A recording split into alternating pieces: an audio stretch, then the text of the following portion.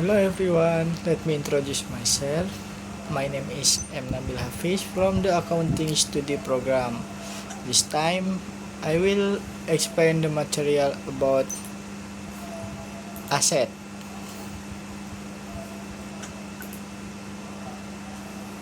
At konsep dasar aset dalam SPM. Apa itu aset?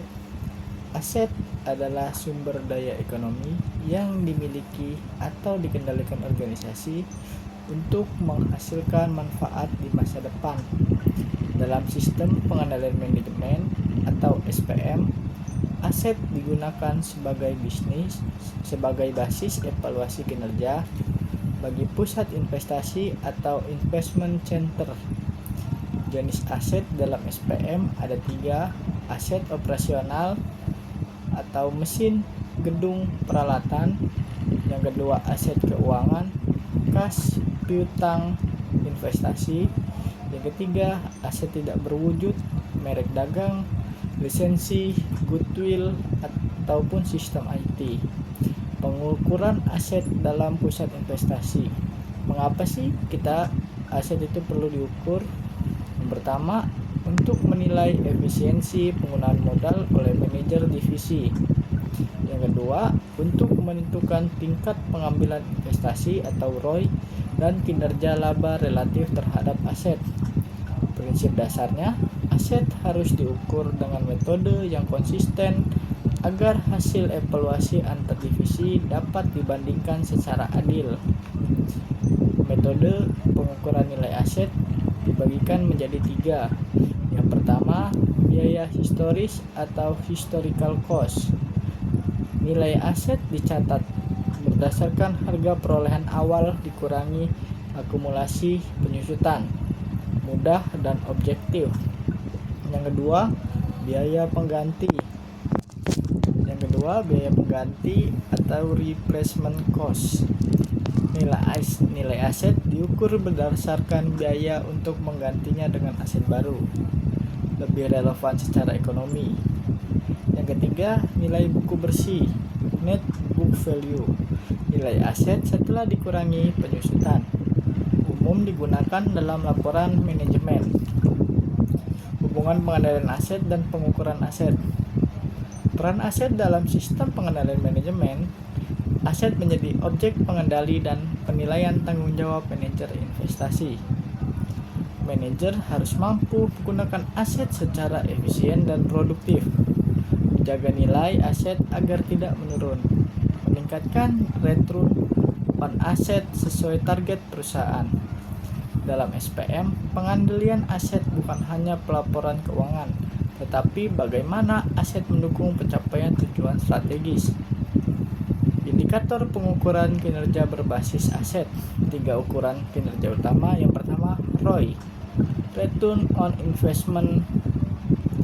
ROI sama dengan laba operasional dibagi total aset yang digunakan. Yang kedua, residual income atau RI. RI sama dengan laba operasional dikurang tingkat pengambilan minimum dikali aset yang digunakan. Yang ketiga, ada EVA, economic value added. EVA sama dengan NOP AT dikurang kapital dikali cost F kapital. Ketiganya digunakan untuk mengendalikan kinerja manajer pusat investasi. Pengendalian aset dalam praktik. Langkah pertama, aset yang efektif. Inventarisasi dan audit aset secara berkala, memastikan keberadaan dan kondisi fisik aset. Yang kedua, sistem pemeliharaan atau maintenance system, mengurangi kerusakan dan memperpanjang umur aset. Yang ketiga, penetapan batas investasi dan persetujuan modal. Setiap pengeluaran investasi harus melalui analisis kelayakan. Yang keempat, pemantauan produktivitas aset atau asset turnover, mengukur kemampuan aset menghasilkan pendapatan. Yang kelima, evaluasi dan pelepasan aset tidak produktif. Peran manajer dalam pengendalian aset. Yang tanggung jawab manajer pusat investasi. Yang pertama, menjaga nilai ekonomis aset dan memastikan penggunaan efisien. 2. Mengambil keputusan investasi baru atau penggantian aset lama secara rasional. Yang ketiga, menyediakan laporan kinerja aset secara periodik. Yang keempat, menghindari overinvestment atau underutilization, pemanfaatan yang berlebihan atau kurang. SPM menuntut manajer bertanggung jawab atas hasil atau laba dan sumber daya aset yang digunakan. Strategi pengendalian aset yang baik. Yang pertama, gunakan Key Performance Indicator (KPI) berbasis aset. Terapkan budget capital approval system. Gunakan teknologi digital, asset tracking, dan monitoring. Lakukan evaluasi cost benefit setiap pembelian aset baru. Dan terakhir, integrasikan sistem akuntansi manajemen dan kontrol internal. Thank you.